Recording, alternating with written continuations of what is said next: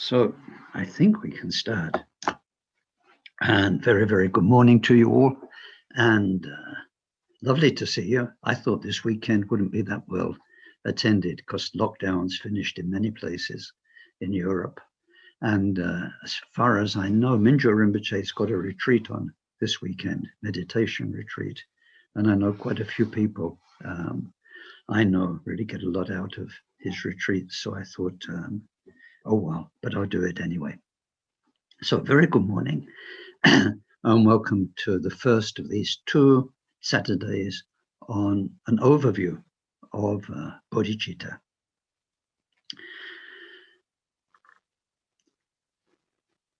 So how do we start? We start with an excellent motivation. This week, next week, is such a wonderful topic. They are such meaningful teachings. And I was hunting, one of the reasons I was a little bit late joining you, I was hunting for a quote. And when you've forgotten which text and which teacher the quote came from, it's really hard to find. So I did an online search. I did a search through my own files and I can't find it and I can't remember it exactly enough to share it, but it's something like, precious Buddha Dharma, if only one word were to land on my ears, I would be happy for a whole eon. It's how beautiful, how meaningful, how precious are the Buddha's teachings.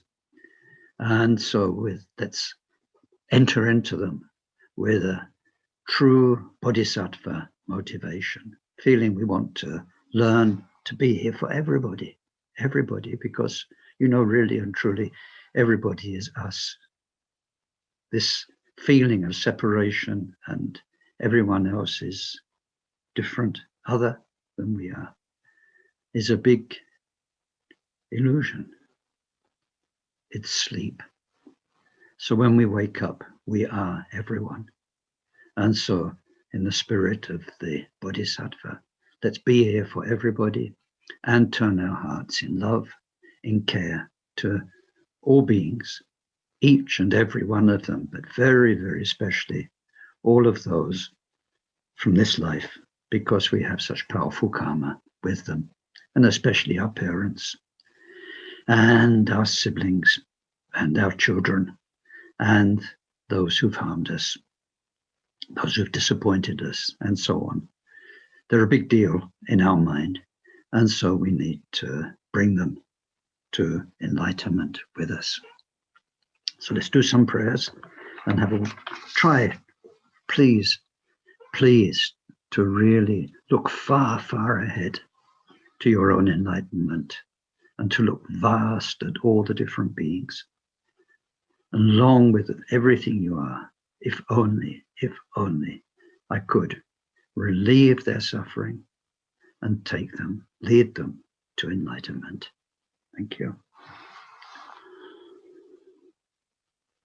Sonje chodon soje chonamla jancho badun dane chapsunje dage jinso jipe sunamje drola penchira sonje dropara sho semchen tamche dewa dang dewe jodang dan para joche Dognal dang dognal je jodang tralwara joche. Dognal me pe dewa tampa dang men tralwara joche. Nierin chadan ne tang tralwe danyom chempola ne para joreche. Deyata shame shamawati shameta shachum om kore marazite karota keore tejovati oloyani beshuda nimale malabana ye kukure kaka grasana o muki paramuki amuki shametane savagraha bandhanane negreta Sawa pa pravadina vimukta mara pasha sadapita buddha mutra anukatita sawa mare Utsarita pareshude begat santut sava marakama.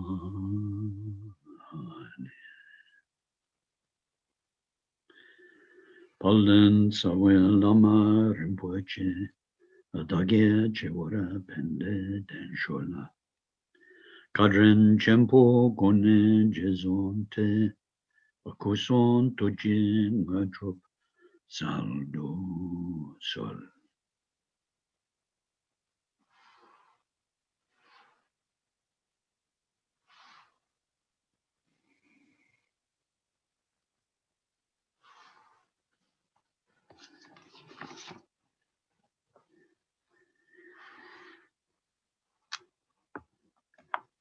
In the courses we've had in the past few weeks, we've examined the 5 stages of the path to liberation. We've looked at the 3 types of Dharma person and their particular journeys. So in these coming couple of months, we'll be diving deep into the 3rd, the best type of Dharma person, which is the one who is the Bodhisattva and who becomes the Bodhisattva. And, well, I think the only way I can cover this is traditionally. And Dhamma is so wonderful, and Bodhisattva Dhamma is so wonderful. It's warm-hearted. It is the very nectar of love, which is the essence of all existence, inside us, inside our mind, inside our energies, inside the universe. And one could wax lyrical about it. But the actual topic is huge. It's huge.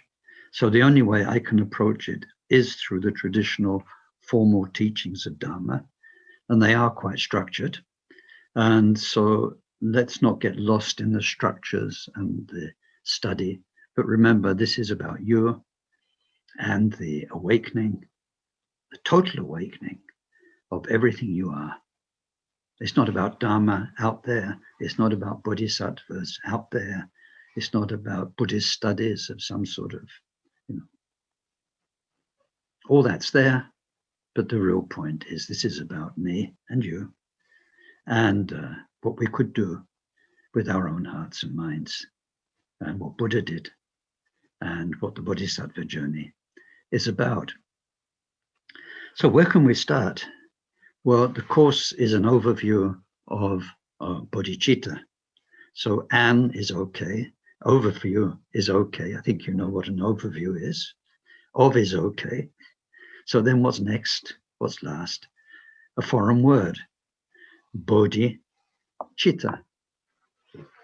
And people who become bodhisattvas. It's a foreign word. And so it was translated into Tibetan from the Sanskrit, from Bodhichitta to Janchup Sem. And Bodhisattva was translated as Janchup Sempa. The words tell us a lot in a way. So let's deal with them first. Bodhichitta. Bodhichitta. Because in English, you'll find various translations. People have, fellow translators, they've racked their brains thinking, what does this really mean? Can I find something nice in English? You get things like awakened heart and all sorts of things. For myself, I found none of the English translations suitable. They're quite nice to describe this bit of it, but that means once you describe this bit of it nicely, you leave out all the rest. So generally, I've kept it as Bodhichitta. And these days, translators have decided that some things just don't translate and that it's better to bring the foreign word into the English. So how far can we get? Bodhi. Bodhi is the same stem as Buddha. And Bud is a Sanskrit root, which if you were a Sanskrit speaker, And of course, Sanskrit was a language that died and then was revived. So nobody knows how they spoke it, really. And also because it's a language that existed only in texts, sometimes the original resonance, the weight of a word, not just its dictionary definition, has been lost. But anyway, the root Bud, when they brought it into Tibetan, and when we bring it into English, has two meanings. Now, if in the old days, in Sanskrit time, it was just one word. You budded. You became Buddha, you budded. What is budding involve? In English, we have to do the two areas, as they had to in Tibetan. They took the one syllable bud, and they had to find two syllables to express it so Tibetans understood it. San Je. The first feeling of bud is you wake up. Now, waking up means changing dimension. Changing them. What happens if you're asleep and dreaming? You're either asleep, unconscious, gone, or you're asleep and conscious, but conscious of a total illusion that disappears when you wake up. Waking up is a quantum leap from sleep. So Buddha is the one who woke up from the illusions, all of the illusions that make relative existence. If we go back to an earlier course of ours, Consciousness and Wisdom, Buddha is the one who woke up from the hypnotic power of the 6 or 8 consciousnesses, transcended them into the timeless jhana, primordial wisdom. The play of consciousness is like being asleep and dreaming. And Buddha woke up and saw how everyone else is busy in their dreams. Always makes me think of a dormitory, although I never really slept in a dormitory, but I can imagine one where you wake up in the middle of the night and everyone's in their bed dreaming in their different ways, nice dreams, nightmares, or just deep asleep, and you're the only one who's there. Anyway, one meaning of Bud is to wake up. And then the other meaning is fully blossomed, complete, reached its entirety. So if you think of a flower, like just now here, my first roses are coming out. And so we see the bud, and then very quickly it becomes full. So it means every possible perfect quality of mind has reached its fullness. Peace could be no more profoundly peaceful. Wisdom could be no wiser. Love could be no deeper and greater. The power to help other beings could be no more. Everything has reached its fullness. And then we need to put those two ideas of Bud together. By breaking out of delusion, then we can find the timeless primordial wisdom, jhana.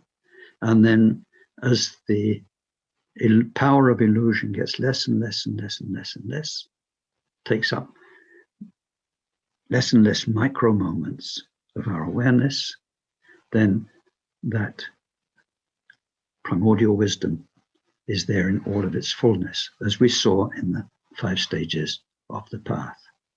So Bodhi means Buddha, in that sense of fully awakened, fully blossomed Buddha. Then Chitta is one of the Sanskrit words for mind. And it's also the Sanskrit word for heart.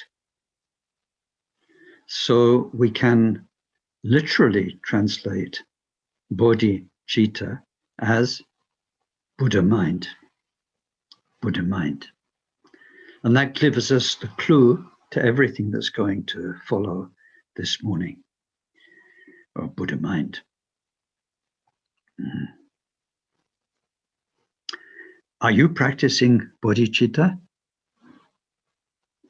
Oh, wonderful. You're practicing Buddha mind. How wonderful. How wonderful.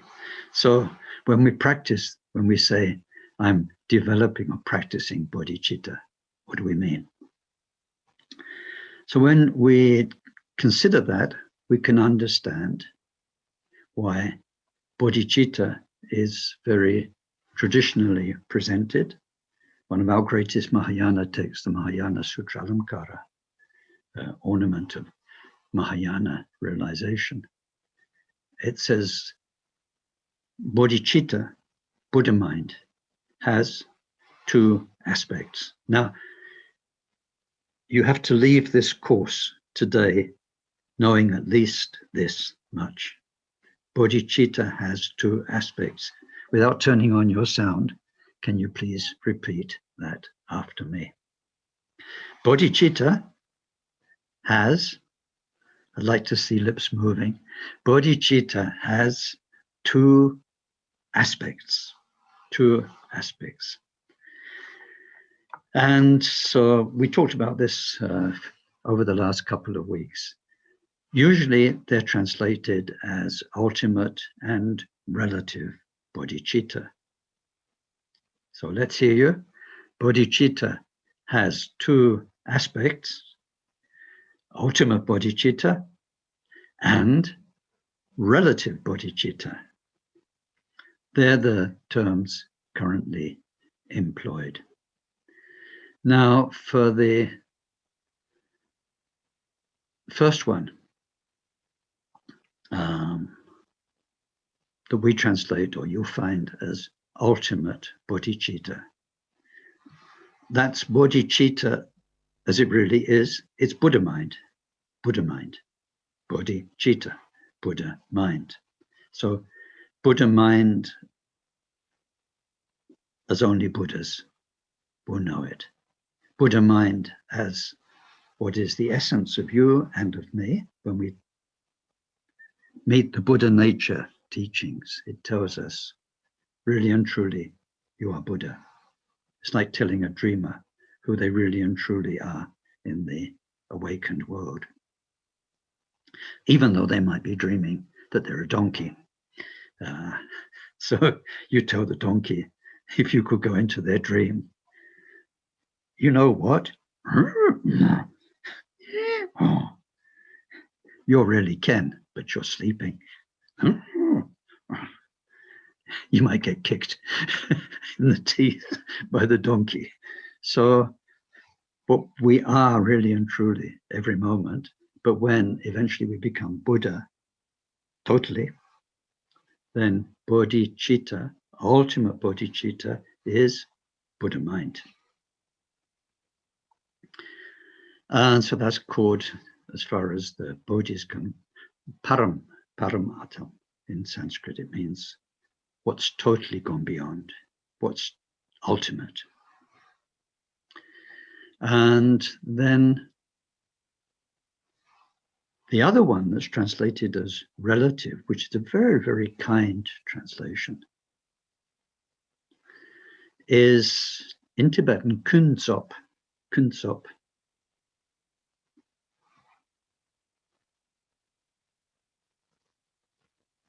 bodhicitta. Kuntsop means totally fake, completely artificial.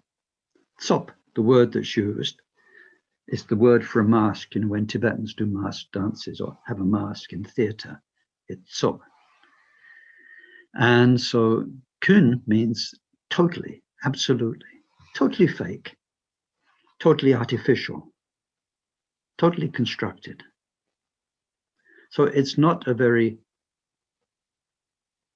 nice looking word in Tibetan.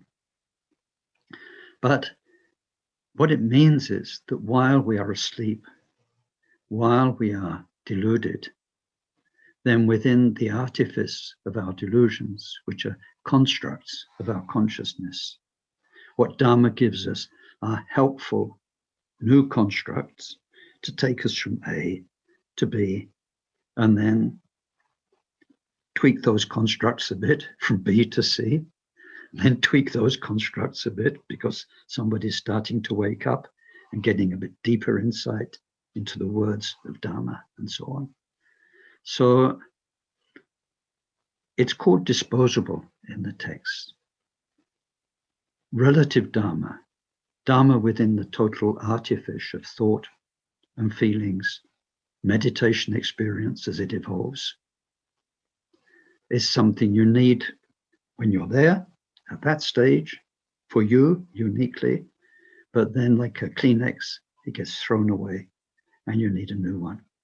You need a new one. It's why we need teachers. It's why we need good guides. Not all the Dharma is for everybody all the time. Buddha taught so much, so much, so much, because people are not only unique, everyone different, but that unique person goes from step to step and they need different guidance as they go along. So all of that is totally artificial because it just all falls away until one gets to the ultimate truth, which has always been there, has never changed, will never change, and what the whole journey is about. So it's like following a river, a person's own journey to enlightenment. It starts off cataracts down mountainsides and it gets a bit smoother, becomes a whole river, but at one point it disappears in the sea, and then the sea disappears in the mists and the rain. You can't find that river anymore. It's become everything. So in the whole journey until the dissolution into everything, we have a series of constructed Dharma, relative truth. It's called sometimes expedient, the expedient meaning. And I see, Neil, you're saying, so citta is mind or the heart. Yes, yes, because for all the Tibetans I've met, they say, mind is not so much brain as most people think, as many assume. And of course, modern medicine is finding that the body is much more wired than we thought. When I was younger, it was you had kind of the brain, which was the controls, and all the rest of it was just organs. But now we find, that organs have their own intelligence, and the nervous system and the hormonal system, everything. It's much more complicated. But Tibetans say, well, of course the mind is the heart. And then one of them, it struck me. He said, look, if I ask you, he was talking to our class, who did this? And you want to own up or say it was me. He said, if you said it was me and pointed to your brain, people would think you were mad. If you said it was me, sorry, you can't see, but you're pointing to your heart, that would be normal. Oh, it was me. Where are you? And when we do deeper teachings on our energies, the relationship with our thoughts, our feelings, and our energies, the heart center, the heart chakra, becomes the heart of everything. So Bodhicitta has two aspects: ultimate, Buddha's mind, and relative Bodhicitta, which is our journey to that mind. Our journey to that mind.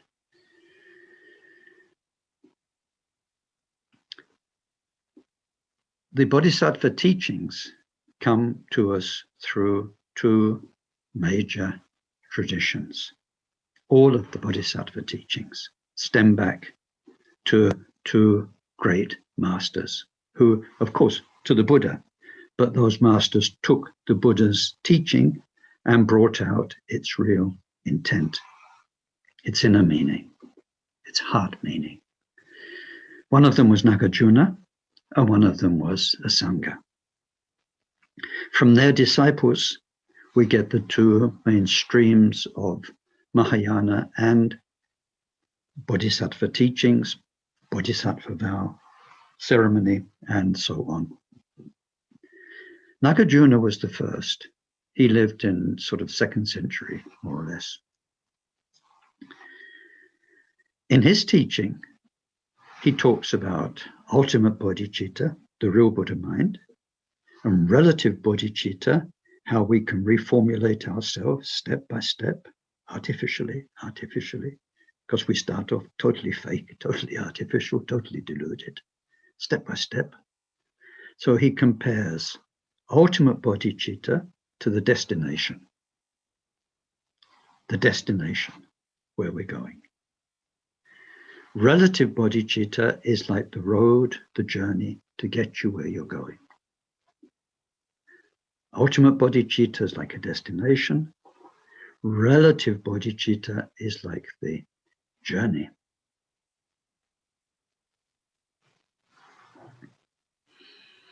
In the tradition that comes from a Sangha, who was about 200 years after Nagarjuna, wonderful Sangha, who gives us the Buddha nature teachings, he says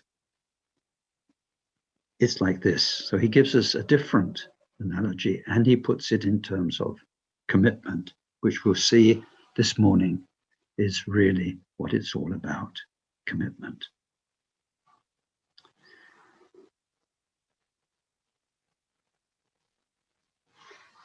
Ultimate bodhicitta is, it just is. Relative bodhicitta, which has two aspects, is commitment to reach that result, which gives us our aspiration as a bodhisattva, our mind training. Commitment to the result. We long to become Buddha. You long to become Buddha. How much do you long to become Buddha? How much do I long to become Buddha? How many times a day do we long to become Buddha? A dedication, a commitment to the result. We call that aspiration relative bodhicitta. Okay, you aspire to the result. I want to become Buddha. I want to become Buddha. Yeah. Is that it? No, because you're never going to become Buddha unless you do what needs to be done to become Buddha, just wishing for it. Khenpoken says at the very beginning of his ornament of liberation, he says, if you think one day you'll just wake up Buddha, forget it. He says that it takes a lot of work. He says the whole reason I'm writing all this book is to help you understand what you need to do. So then commitment to the cause for enlightenment, that's practice bodhicitta, where you dedicate yourself to doing what needs to be done so that your wish to become Buddha becomes a reality. A reality. So in a Sangha's tradition, we get the emphasis on commitment to the result and commitment to the path, which is the cause of that result. It's all, both traditions, is just to help us understand that there definitely are two things. There's the real reality of Buddha mind, and then relatively there's the relative reality of all those people on the way to becoming that. All the people on the way to dissolving their delusions, which are stopping them from becoming that step by step through the stages of the path. So actually, when Khenpoken introduces to us ultimate and relative bodhicitta, first he says there are many ways of understanding bodhicitta. One brilliant way, which we did cover in a few weeks ago, is through 22 similes, where we see how at each stage, each of 22 stages of the journey to becoming Buddha, we can say, at that stage, your bodhicitta is like this or like that. For instance, you'll reach one point where it's not vacillating anymore. You know, your bodhisattva inspired. Coffee break.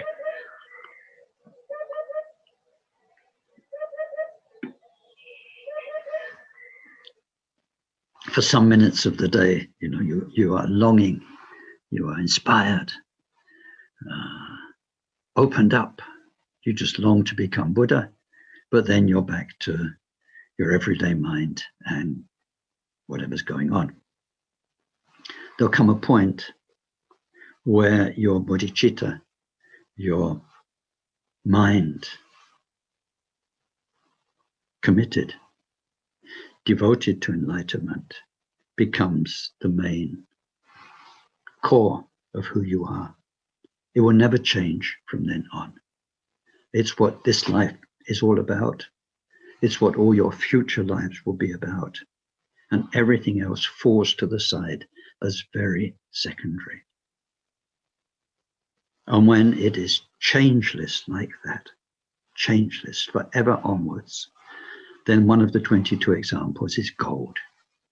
So it's like gold, it can't be corrupted. It will never change.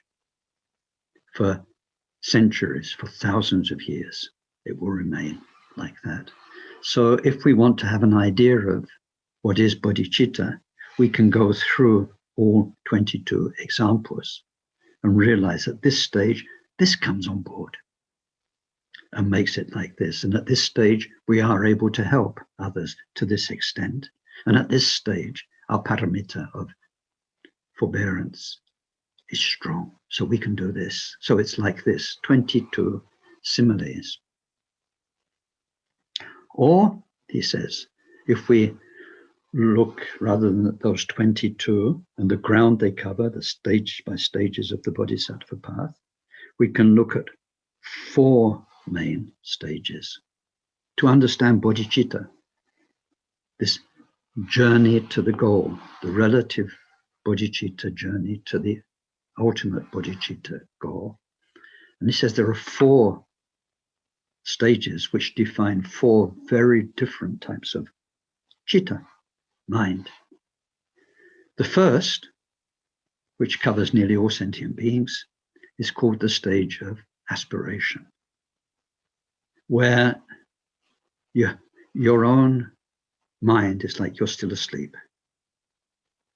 It's not woken up yet. You're still in the dream. You're still in the deep sleep without dream.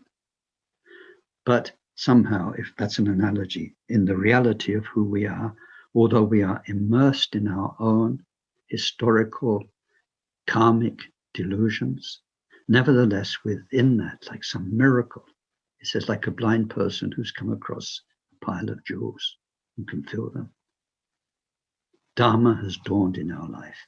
Bodhicitta has dawned in us. And we aspire. We believe in enlightenment. We believe that Buddhahood is possible. We understand what we can understand about dealing with our emotions, our thoughts. We meditate. And so we are driven by an aspiration to something we haven't yet had stable experience of. So that covers lots and lots of, not just regular human beings like me, but even what you'll meet in Dharma as fairly great masters, until they have stable and true awakening to Buddha mind. I mean, I know some people who are respected lamas. They help people marvelously. But not according to me, because I've not got a clue, but according to my very good teachers. Very, very, very good teachers. They still haven't got it yet. The deep inner blessing stream. They're very good people. They help others, but they didn't awaken yet. So this first stage of aspiration, beings who are aspiring, is one. Covers a lot. The next stage are those who've awakened from what we call the first bodhisattva level, if you go back to the 5 stages of the path course. So they've awakened forever to primordial wisdom, Buddha mind.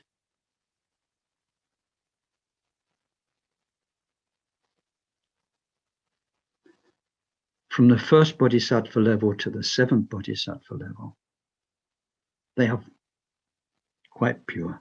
The word we use is quite pure beings.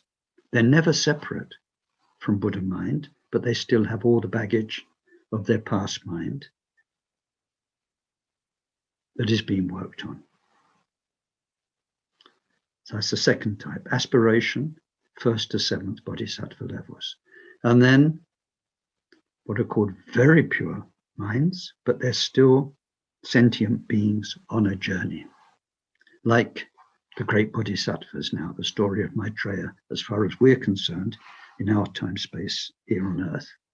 Maitreya's the future Buddha. 10th level bodhisattva, but still somebody on a journey. Almost there, almost there.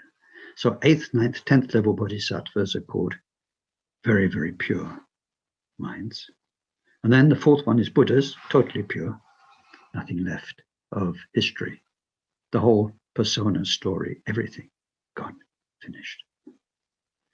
So we can look at it that way, but then from the 22 similes to the 4 major stages of the journey to enlightenment, then what Khenpoken says is, but most famous, most vital for us to know is relative and ultimate bodhicitta, these 2.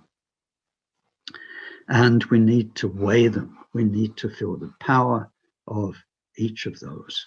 And especially these days, I did put it in something I wrote on Facebook a couple of days ago. People have access to and love these deep teachings from Dzogchen and Mahamudra, and about all the pure nature of mind, the non-dual nature of mind, and a lot about clarity and so on. Beautiful teachings. But the journey of love, whereby you are brimming with love all day long, every moment of the day, that should come before those teachings, is skipped over. It's a shame. It's a shame, because it leads to a kind of an intellectual pit. It's like an animal pit where you trap animals. Good people fall into this pit of, because they've got good intellects, and it becomes intellectual dharma. It's a big shame. Bodhichitta, chitta means your heart. And as we'll see in a minute, bodhicitta is the awakening of your heart.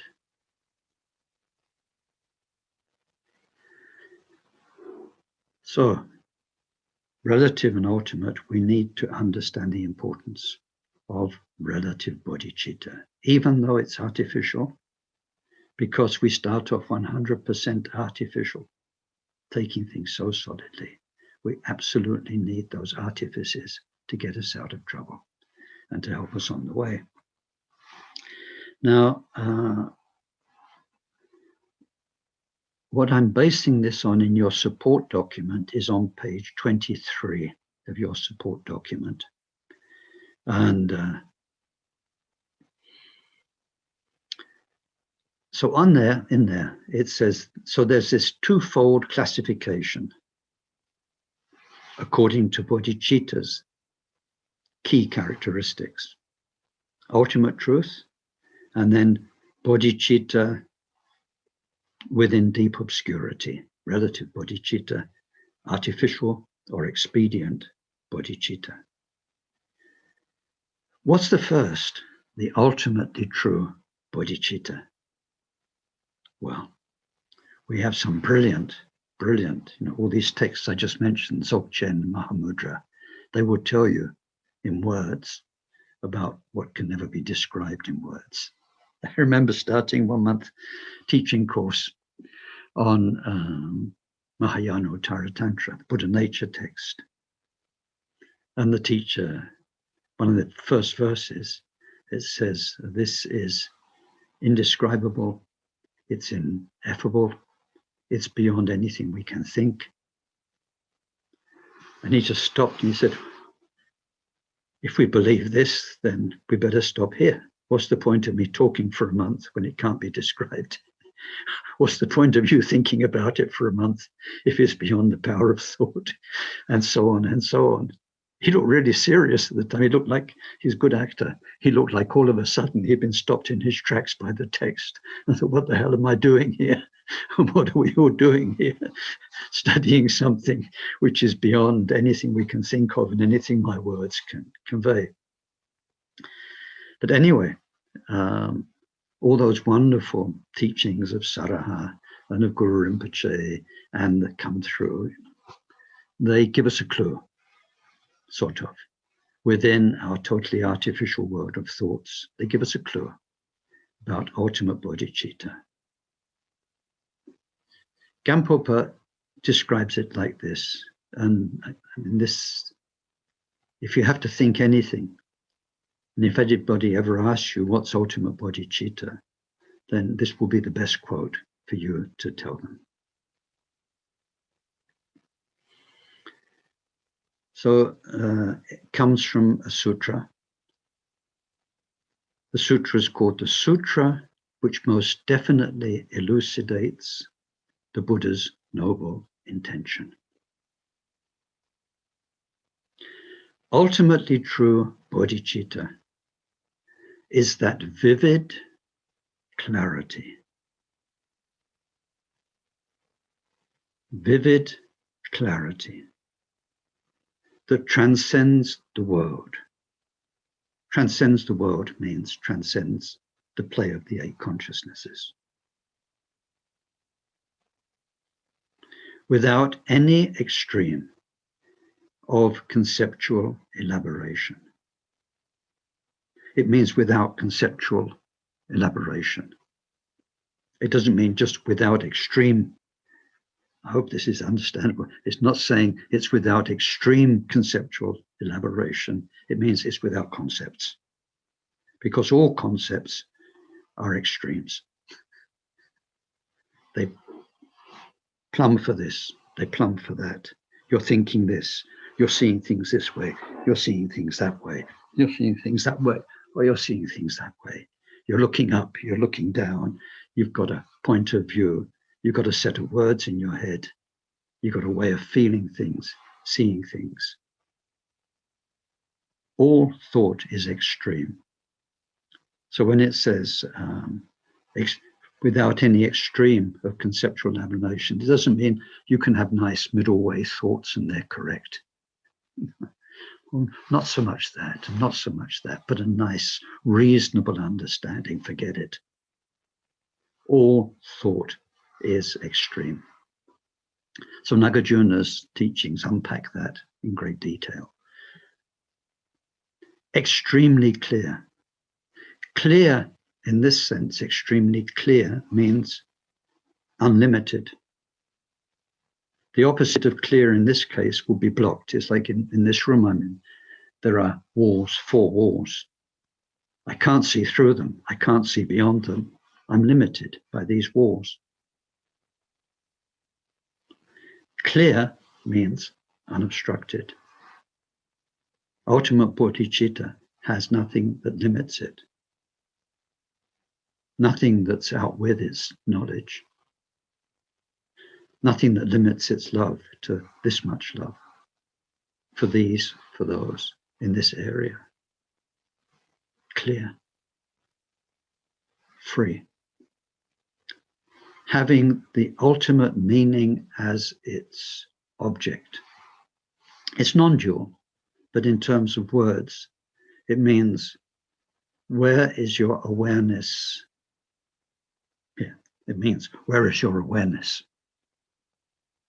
Where is your awareness just now? It's listening to words that say, where is your awareness just now? It's looking at a screen with this guy going like this. Your awareness is in relative reality. Every moment we are plunged into this thought, this feeling, this bit of consciousness. Our awareness has as its object relative consciousness. So as opposed to that, ultimate bodhicitta is aware of itself. Buddha mind is known as self-aware. It is unpolluted. Nothing that ever happened in all of our history can ever spoil it for us. In one text it says, like space, all of the fires that ever burnt since the beginning of time have never damaged space. Our pure Buddha heart, with its love and its wisdom and its peace and its power, has never been damaged by even the worst things we've done, the most terrible karmas we've been involved with, the most horrible things that have happened to us or that we've done to others. They're like dreams.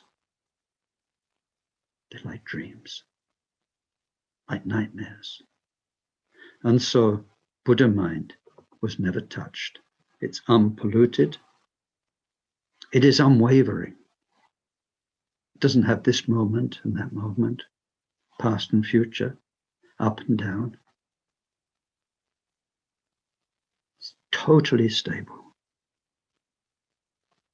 And then this last one, which gives us all of that in one image. It's like a perfectly still flame on a summer's evening.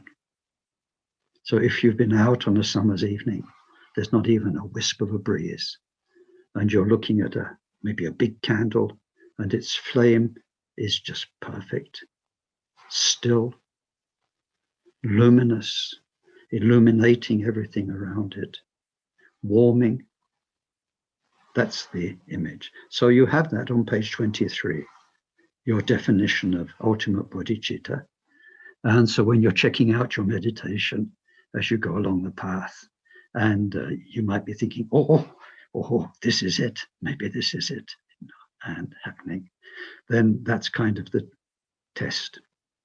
Are you thinking? Are there concepts? Is it clear? Is it limited? Is it not limited? Is it carrying any pollution still? Is it vacillating? Or is it like this? So that's ultimate bodhicitta. It's hard, it's impossible to say anything about it. All we can do is meditate, and in particular, do Mahamudra meditation so that we experience it with our teacher's help. And then the whole thing comes to life inside you. More than any words and any study will ever make it come to life. We must practice. So that's why we need relative bodhicitta. It's all very well having a clue as to what the ultimate Buddha mind, bodhicitta Buddha mind is. That's like, said, the citadel at the end of the journey. It's like so many Tibetans dreamt of going to Lhasa. For them, it was like, wow, immense. So actually, if you're a foreigner coming to Lhasa, it's not that big. It's quite small. But for Tibetans, it was like, oh, you just could never imagine how wonderful and vast and the splendors and the things that are there. They would prostrate on the road for 3-6 months to get there. So anyway, the citadel at the end of our journey is the ultimate Buddha mind. We need relative bodhicitta to get there. Now, relative bodhicitta is all about commitment. And this is why in the sort of publicity and the words I used before this talk to sort of tell you about it, one of the things was being or becoming a bodhisattva is so different from just being a good human being. And please understand that, because now that we are sort of growing up in Dharma, we need to use the terms with respect for what they really mean. So if somebody is a really kind human being, then please refer to them as a really kind human being.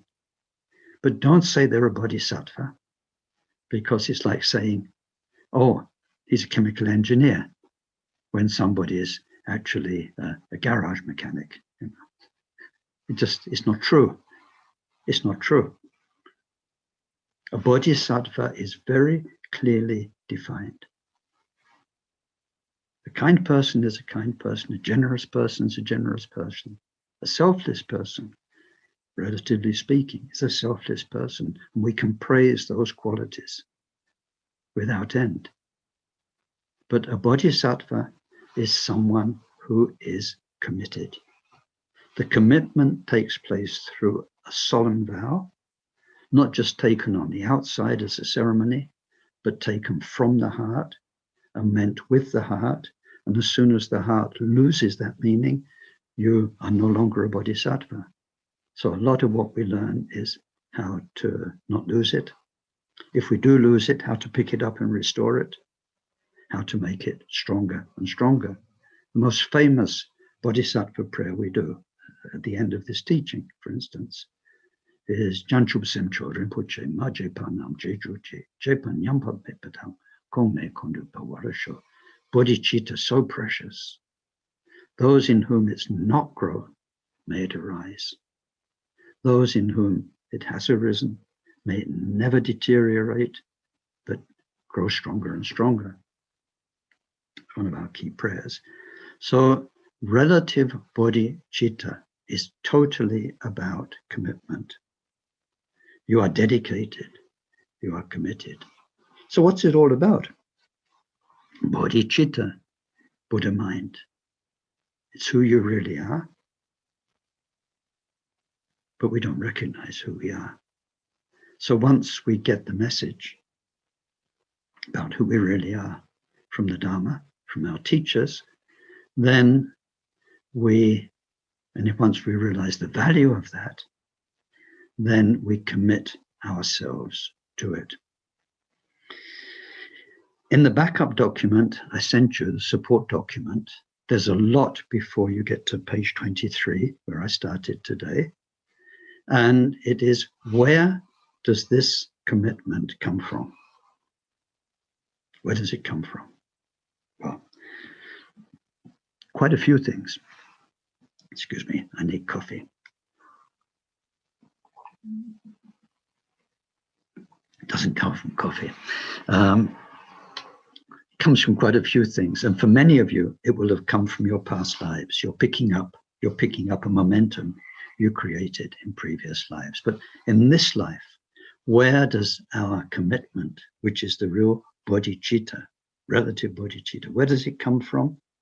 Compassion. It's crystal clear in the text. It comes from compassion. There's so much suffering. So much, endless, and in the long term, unnecessary suffering that's there.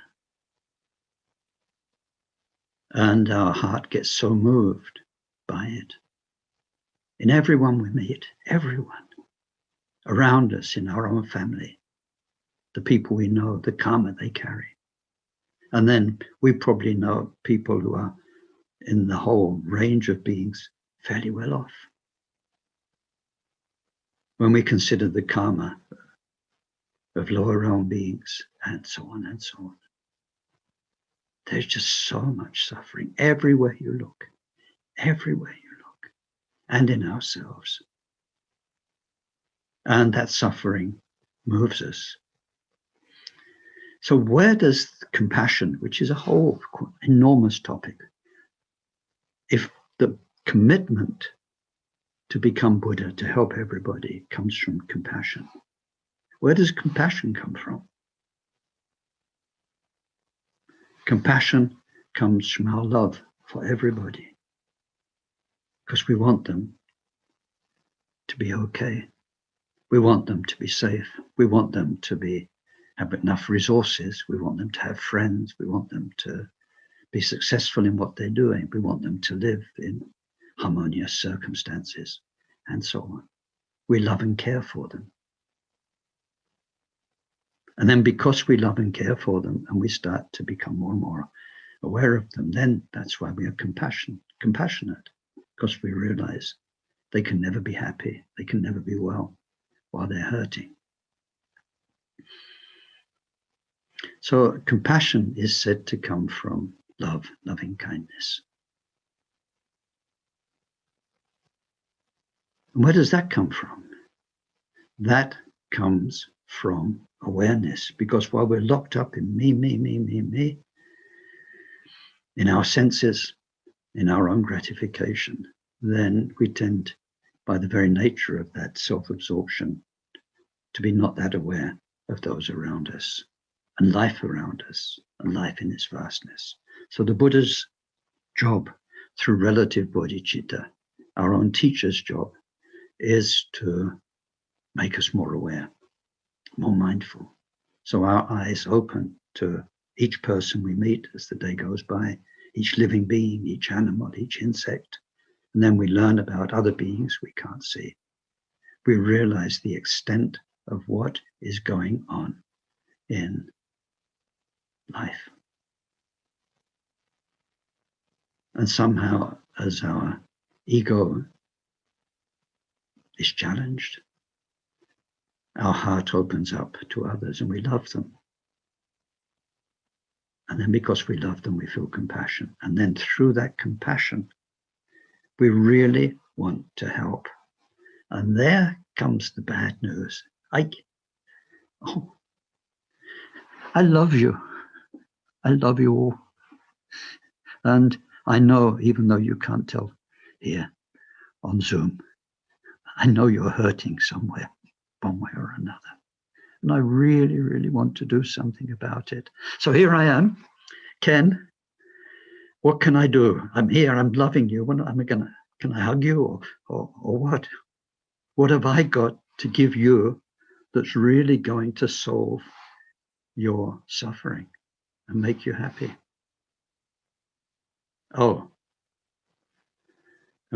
It's a bit complicated. You're a bit complicated, actually. And I'm not quite sure I've got the skills to come in there and really guarantee I can help you. And so on and so on. When one really thinks, what can I do to help others? Of course, we need to do the immediate things. If people need a friend and a hug, we give them a friend and a hug.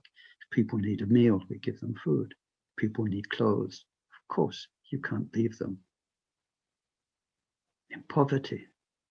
But these are temporary things if we want to remove suffering. Because even people who have clothes and food and friends and hugs, they still hurt so much. It can still hurt so much. So what can help? And we realize that it is Dharma, helping people to understand themselves and to find the inner strength to help themselves. During my lifetime, I've seen a very proper evolution in humanitarian aid. When I was young, there was a famous person called Dr. Schweitzer who went to Africa and who, set up villages and help. And we all thought that's marvelous. But then as the decades went by, we realized that aid needs to be sustainable. And if we can help at all, and there have been many failed attempts at that through coming with a mindset that doesn't work. But if we're going to help at all, we need to help people find the ways they can help themselves, given all of their own context. So that's been very good. It's not finished yet, but we can see the evolution. When we look back through the history of the world, and we see how much Buddha helped hundreds of millions, billions of people through his teaching. This is why we commit ourselves to enlightenment, so we can help. And amongst others, we can help ourselves, because this is the beauty of it. It says the relative bodhicitta has two objectives. It's like two eyes that see. And one objective, first objective, is to sort yourself out. It's called self-fulfillment. Self-fulfillment. We want to Bud. We want to get rid of all of our own pain, illusion, karma, mistakes. Wake up from the sleep of our ignorance.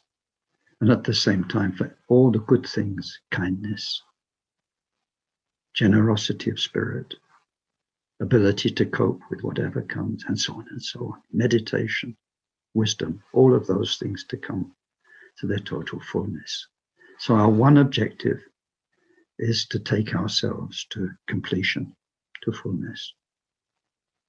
The other objective is to help everybody. And the brilliant thing is these two things are not in conflict. We don't have to hurt ourselves to benefit others. Or we don't have to deprive others by looking after ourselves. We see that the key to helping other beings through our love and compassion is to bring our own mind to stability, to clarity and insight, to a pure love which has no agenda and which won't be corrupted by self-interest, and so on and so on. So this twofold objective, own fulfillment, others' fulfillment, is the Bodhisattva's vision. And because of that, they commit themselves to what? So on page 24, I think it is, there is a diagram, and I could put it on screen, but you'll find it anyway. I think it's on page 24. It's, maybe I should put it on screen. Let me see.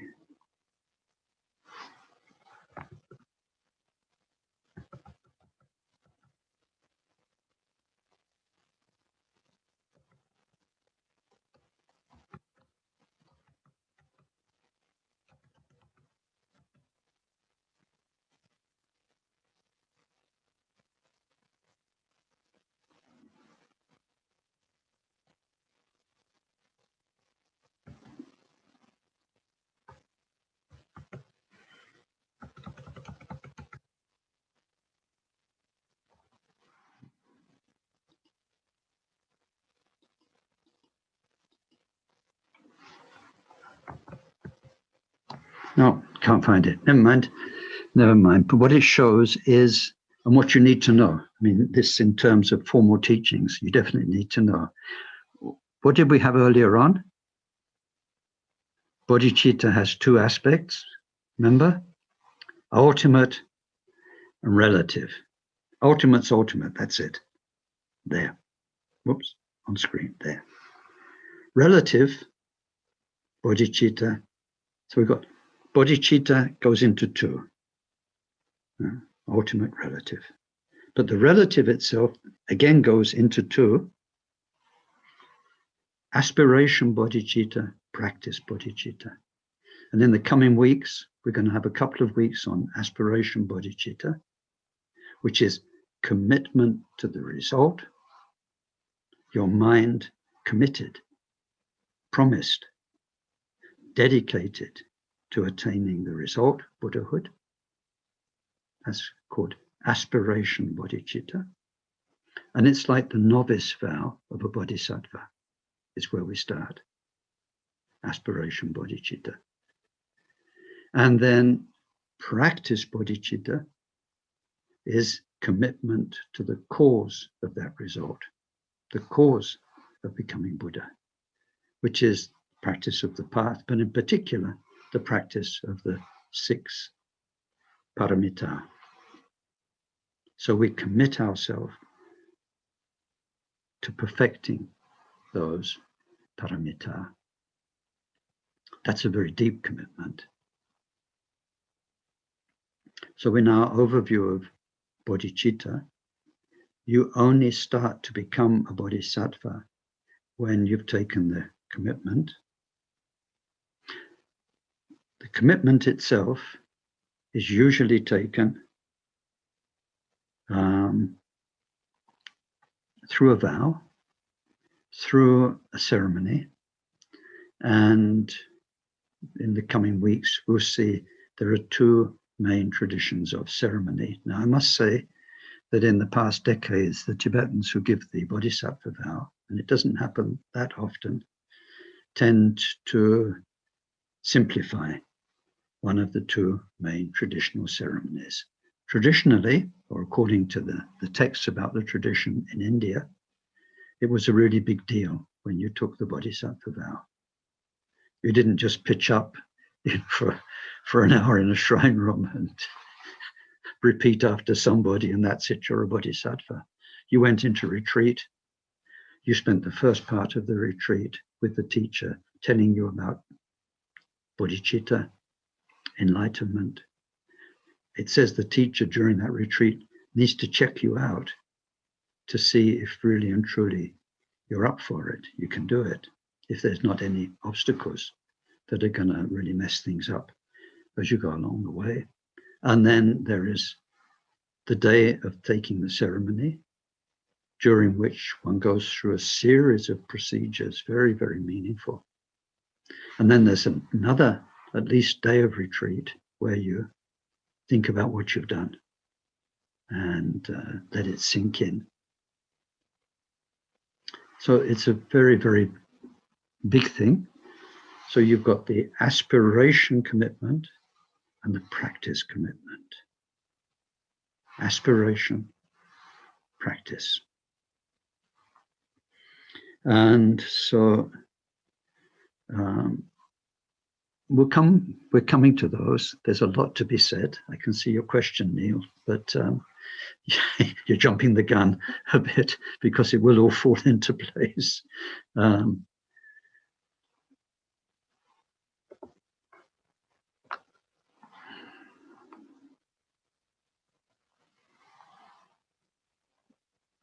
When we take the aspiration commitment and we dedicate ourselves through a ceremony, through a vow, to becoming Buddha for the sake of all beings. You've seen this so many times in your prayers. May I become enlightened for the benefit of all beings. That dedication of the mind,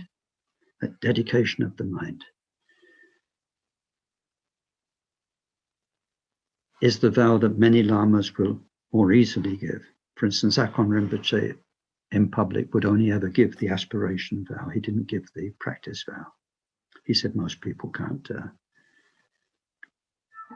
It's too early for most of them. But when we take the aspiration vow, it's a novice bodhisattva's vow. Now, novice vows in Dharma are like this. Although you've only signed up for this, this, and this, so you've taken a vow, you are committed. You've only signed up officially for this.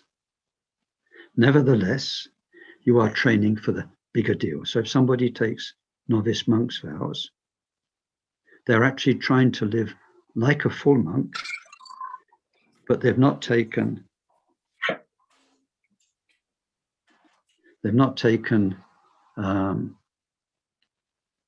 the full monk's vows, which are very, very hard to keep. So, for instance, think the vow about not carrying money, for instance, or valuable things. Sorry, I need to turn off you need to have your microphones turned off. Okay. Yeah. When you take a novice vow, you're trying to live like the full deal, but the full deal is too hard just now, and you might break the vows. So you've only committed to, say, 30 vows or whatever it is, and you're trying to live as though you'd taken the 200 vows. So there you can see where you get it wrong, you put it right. You're in training. It doesn't mean you're only trying to keep your 30-odd novice vows. So with a bodhisattva, you take the aspiration vow, which is about training your mind, or your mind, right? Training your attitude so that you are working through how I should have done this. No, I shouldn't have said that. This would have been better. I didn't react that way. Oh no, I should have done that. You're sorting out what bodhisattvas do in your mind, and you're committed to doing that. But when you take the vow for practice, it means you can no longer, in any way, harm other beings with your speech, and so on and so on. You have taken a solemn vow. You'd rather die than not be generous. You'd rather die than not be forbearing. You've committed yourself to that. You've not just committed your mind to learning to think that way. You've actually said, from now on, I won't. It's like when you take a monk's vow, then from now on, I'm not going to eat after the midday meal. That's it. You're not going to eat after the midday meal. That's it. So the practice vow is a very, very, very deep commitment. The aspiration vow is when we are committed to training our mentality, our bodhisattva mentality.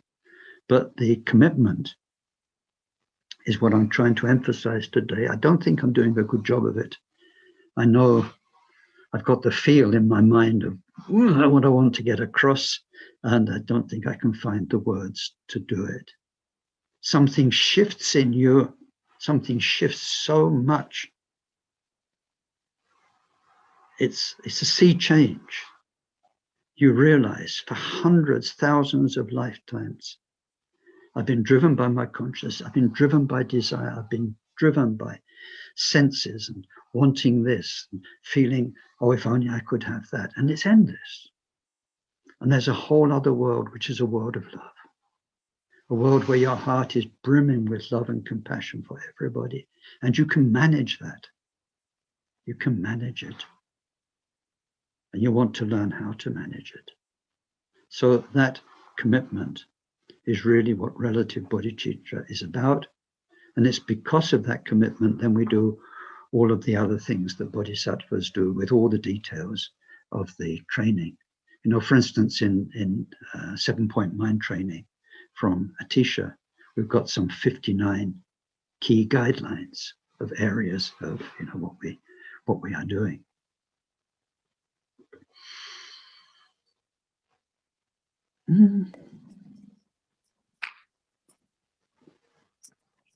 So I think, because time's rocketing by, maybe that's enough for the talk today, and it can leave a good 15-20 minutes for your feedback and questions. Relative ultimate bodhicitta. Bodhicitta means Buddha mind. And then